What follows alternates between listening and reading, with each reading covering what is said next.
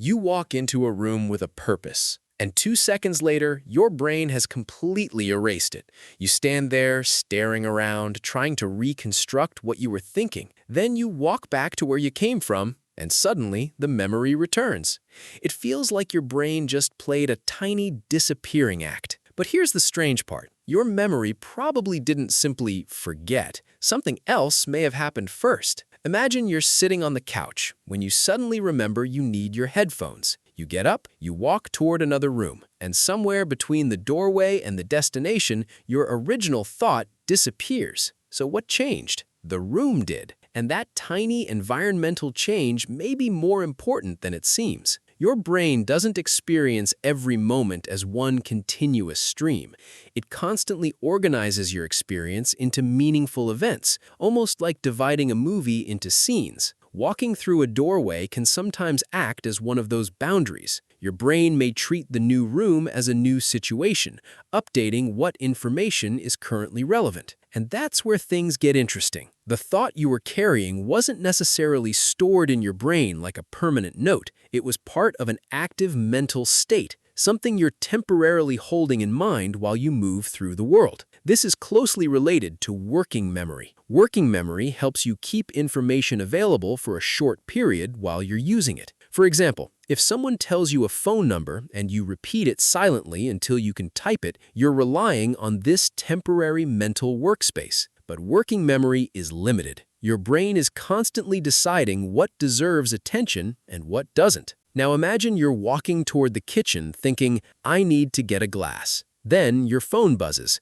You glance at it, you notice something on the counter, you hear a sound outside. You enter the kitchen. Suddenly, your original goal is competing with several new pieces of information. Your brain doesn't have to preserve every thought equally. It prioritizes what seems relevant right now. But researchers have found something even more fascinating about this experience. Changes in physical context can influence memory retrieval. In laboratory experiments, people can sometimes have more difficulty remembering information when the context changes, and crossing a doorway has been studied as a particularly interesting example of this idea.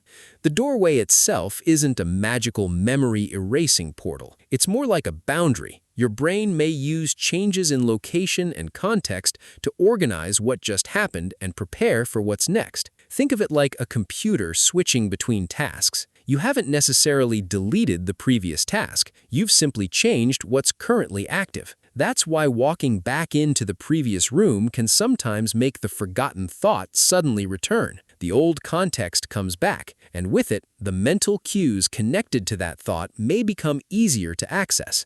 But there's another reason this happens so often. We usually notice the failure, not the thousands of times our brain successfully carries an intention from one place to another. You walk into a room and remember why you're there? Nothing unusual happens. You walk in and forget? Now it feels mysterious. So the next time you suddenly stop in a doorway wondering what you were doing, don't assume your memory is broken. Your brain may simply be doing something surprisingly useful, filtering, updating, and reorganizing information as your environment changes. The same system that sometimes makes you forget why you entered a room is part of what allows your mind to stay focused on what matters now. So maybe the strangest part isn't that your brain forgets, it's that your brain is constantly deciding what to remember in the first place. And sometimes, all it takes to change the scene is walking through a door.